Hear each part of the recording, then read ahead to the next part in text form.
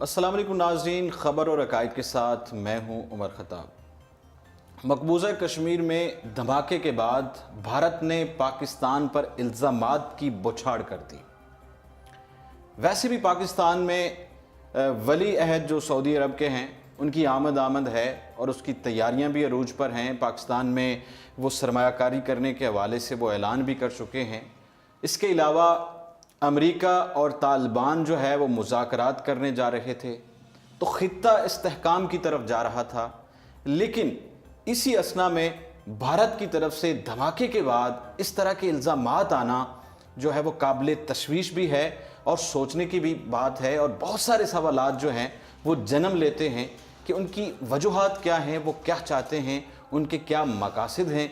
इन सब पर बात करने के लिए अभी स्टूडियो में हमारे साथ मौजूद हैं अशरफ सुहेल साहब, जो कि सीनियर तज्ज़ियाकार हैं। सर अस्सलाम वालेकुम, कैसे हैं आप? बहुत शुक्रिया। और शाहिद नज़ीर चौधरी साहब, वो भी सीनियर जर्नलिस्ट और तज्ज़ियाकार हैं। सर अस्सलाम वालेकुम, कैसे हैं आप? बहुत शुक्रिया आपका। तो सबसे पहले सुहेल अशरफ साहब से मैं बात करूँगा कि इस धमाके को आप किस तरह देख रहे हैं और उसके बाद जो इल्ज़ामात लगाए गए हैं पाकिस्तान पे इन धमाकों की वजह से, क्या देख रहे हैं आप? उमर, आपने जो बात अभी की कि उसके बाद उन्होंने एक सिलसिला शुरू कर दिया इल्ज़ामात का, फिर अपने ख़ित्ते को साथ जोड़ा और सऊदी क्राउन प्रिंस की बात की, तो ये सारी चीज़ें बज़ाते ख़ुद इस चीज़ का एक खुला एक इजहार है कि ये धमाका क्यों हुआ जी। और ये एक बड़ी हमारी बदकिस्मती है कि ख़ित्ते का एक बड़ा मुल्क है इंडिया, भारत, रकबे के एतबार से भी, आबादी के लिहाज से भी, वसाइल भी उसके पास अच्छे हैं, लेकिन जो एक सोच है ना इलाकाई बालादस्ती की, ठीक है, और तोसी पसंदी की, वो सोच भारत के जो हुक्मरान हैं उनको वो टिकने नहीं दे रही है। और ये दरअसल एक ऐसी एक अपना एक इंतहा पसंदाना सोच है जो ख़ुद इंडिया के लिए, भारत के लिए एक मसला बनती जा रही है। और अगर इसके ऊपर इंडिया के हुक्मरानों ने इस चीज़ को ना समझा और ना सोचा इसके ऊपर, तो बहुत खौफनाक नतीजे सामने आएंगे। बड़ी आपने सही बात की कि ख़ित्ते में एक डेवलपमेंट हो रही थी। अभी 18 को तालिबान जो वफद है वो इस्लामाबाद आ रहा है और उसके अमेरिका के साथ मुज़ाकरात हैं, और अमेरिका और पाकिस्तान के दरमियान जो एक मिसअंडरस्टैंडिंग का सिलसिला था उसमें भी कमी आ रही है। फिर अपना ये पहली दफ़ा इस तरह हुआ है कि बड़ा अच्छा, और एट ए टाइम उसी वक्त आप देखें, मैं यही बात कर रहा हूँ कि अभी वो अपना क्राउन प्रिंस आ रहे हैं और 18 को ही वहाँ पे हेग में जो आलमी अदालती इंसाफ है उसमें कुलभूषण का केस की भी हियरिंग है। ठीक है, तो ये सारी चीज़ें जो उनसे एक दूसरे के साथ जुड़ी हुई चीज़ें हैं जिनमें बड़ी क्लैरिटी के साथ एक चीज़ सामने आ रही है। एक तो पाकिस्तान का जो इलाकाई और आलमी जो मंजरनामा है उसमें पाकिस्तान का कद जो उनसे बढ़ रहा है। दूसरी बात यह है कि इलाकाई इस्तेहकाम की सूरत हाल पैदा हो रही है, और ये चीज़ें लामहल्ला मैं समझता हूँ कि इंडिया के लिए वो उसको हज़म नहीं हो पा रही हैं। और ये जो वाक़या हुआ है इसके ऊपर अफसोस किया जा सकता है, किसी भी जान का जाना एक अफसोस की बात है, लेकिन इसके ऊपर इंडिया को सोचना होगा कि इस तरह के वाक़यात के ज़रिए वो अपनी बालादस्ती को, या इस तरह की जिसे कहा जा सकता है कि अपनी जारहियत को कभी भी रजिस्टर्ड नहीं करवा सकता। ठीक है। सर आपसे मैं पूछूंगा, क्योंकि आपने इस पे किताब भी लिखी थी दहशतगर्द भारत के नाम से, और काफ़ी साल हो गए हैं, तो आपकी गहरी नज़र भी है और आपने ख़ास रिसर्च भी की होगी जिसके नतीजे में आपने किताब लिखी। तो अब ये जो धमाका, जो सिनेरियो हमारे सामने है भारत और पाकिस्तान के दरमियान, जबकि पाकिस्तान की तरफ से दोस्ती का हाथ बढ़ाया जाता है, अमन का पैगाम दिया जाता है, लेकिन उसके रद्द अमल के तौर पर हमें उस तरह का जो रिस्पॉन्स नहीं मिलता, और अभी इल्ज़ामात आपके सामने हैं, किस तरह देख रहे हैं आप? बहुत बहुत शुक्रिया भट्टो साहब। जैसा कि अभी अशरफ सुहेल साहब ने बड़ी जामिया जो बात की है और उसमें बता दिया कि बुनियादी तौर पर इंडिया चाहता क्या है और वो क्यों ऐसे वाक़यात का बढ़ावा देकर पाकिस्तान के ख़िलाफ़ एक राय जो है हमवार करने की कोशिश करता है। अगर ये देखा जाए, इसमें जो इंडियन क़यादत है उसका DNA ऐसा है जी, वो बुनियादी तौर पर ख़ुद एक दहशतगर्द जहनीत के मालिक हैं और उनके अंदर मजहबी इंतहा पसंदी बहुत ज़्यादा है। दहशतगर्द तंजीमें इंडिया के अंदर बहुत ज़्यादा हैं। वो अपने हालात को कंट्रोल करने के बजाय उसका ज़िम्मेदार पाकिस्तान को ठहराने की कोशिश करता है, और इसकी तारीख़ बहुत लंबी है। ठीक है, इंडिया ने हमेशा पाकिस्तान के साथ ऐसा ही तर्ज अमल अपनाया है कि अपने ही खुद एक ड्रामाई तौर पर वो अपने खुद सिक्योरिटी को के हवाले से ले करता है, लेकिन उसका इल्ज़ामात पाकिस्तान पर लगाता है। जैसा कि ये मकबूजा कश्मीर में अभी जो हालिया वाक़या हुआ है, ये सारी दुनिया अब जान चुकी है कि मकबूजा कश्मीर में भारत कर क्या रहा है, ठीक है, और वो किस तरीके से कश्मीरियों को उनके हकूक़ से جو محروم کرتا ہے اور کس طرح سے ان کی کلنگ کرتا ہے، معصوم بچوں کے ساتھ، عورتوں کے ساتھ کس طرح ظلم کرتا ہے. 6 لاکھ سے زیادہ اس کی فوج ہے. اب یہ دیکھیں نا، اس کا الزام وہ پاکستان پر لگا کر بنیادی طور پر اپنے جرائم کو چھپانے کی کوشش کرتا ہے. جیسا کہ وہ پاکستان کے خلاف اب سے نہیں، افغان وار کے بعد بھی اس نے اس وقت اپنے کچھ الائز کے ساتھ مل کر پاکستان کے خلاف ایک بہت بڑی دہشت گردی کی جنگ لڑی تھی. پروپیگنڈا شروع کیا جا رہا ہے، ان کا میڈیا جو ہے اس نے بھی یہ سلسلہ شروع کیا ہوا ہے.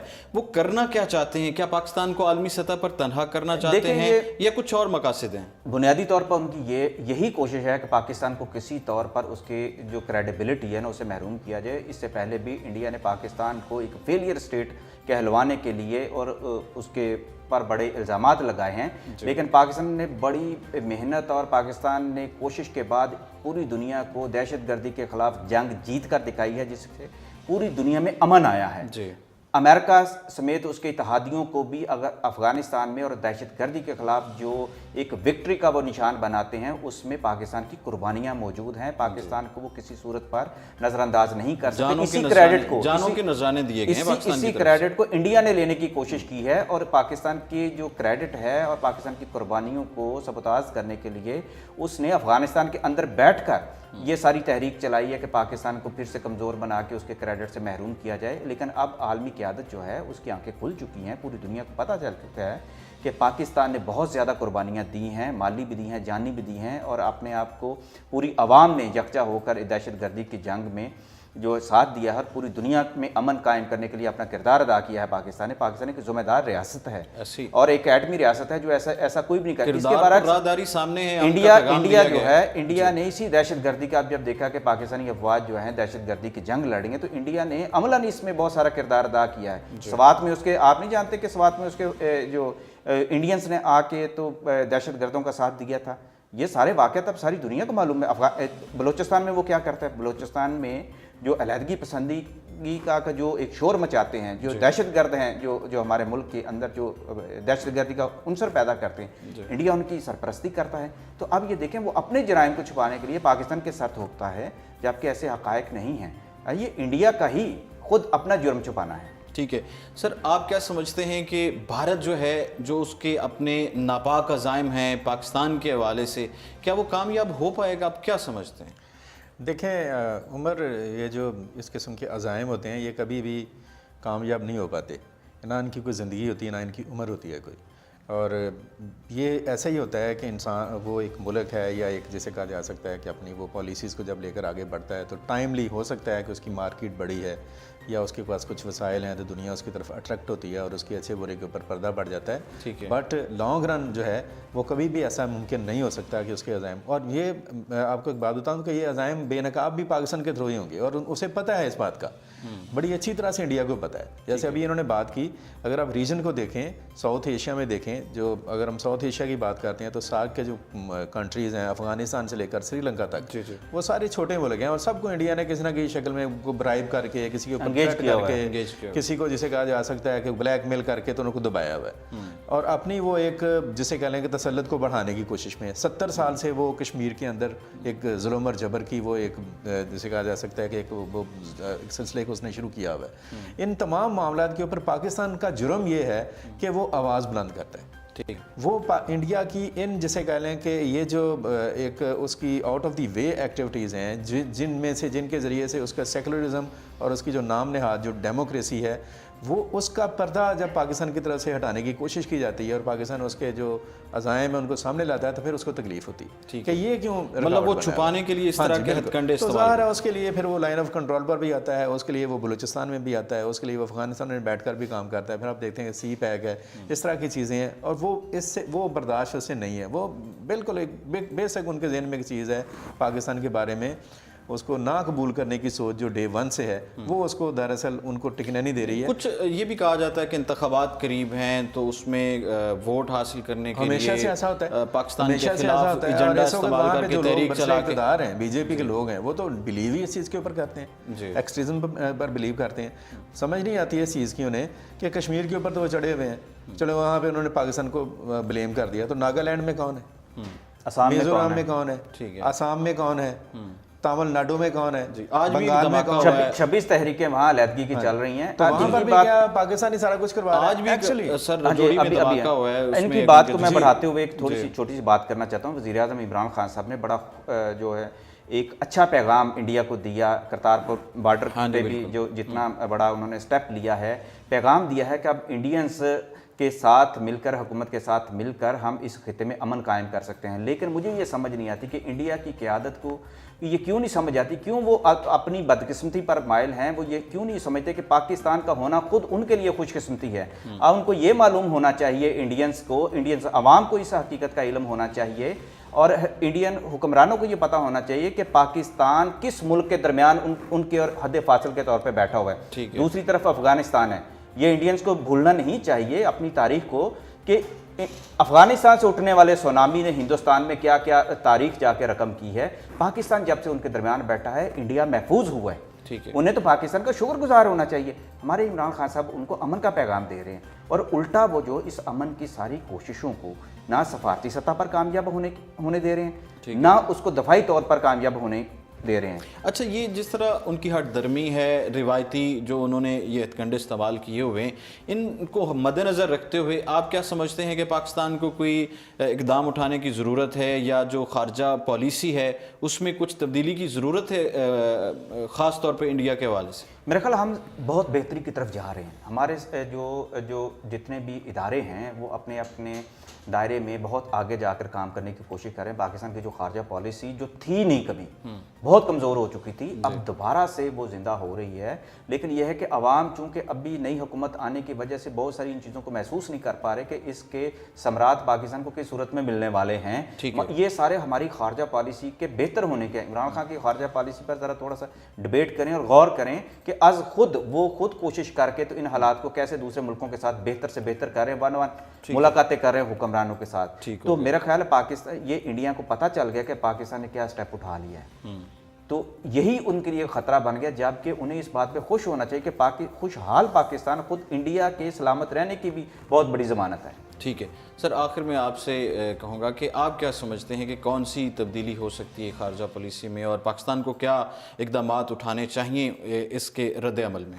دیکھیں, ایک تو میں آپ کو بات بتاؤں, جب بھی چوہے صاحب نے کہا کہ پاکستان کی خارجہ پالیسی میں ایک شفٹ آیا ہے, اور واقعتاً ایک شفٹ آیا ہے. اگر آپ دیکھیں کہ عمران خان نے جو ایک موو کی ہے سعودی عرب سے قطر تک, اور پھر متحدہ عرب امارات سے ملائیشیا تک, اور اس کے نتیجے میں شہزادہ محمد بھی آ رہے ہیں ترکی کے ساتھ, یہ بڑی سکسیس ہے پاکستان کی. اب ضرورت اس بات کی ہے کہ انڈیا کے اس طرح کا جو واویلا ہے, اور یہ دراصل اس کی بدحواسی ہے, اس سے پریشان ہونے کی ضرورت نہیں ہے.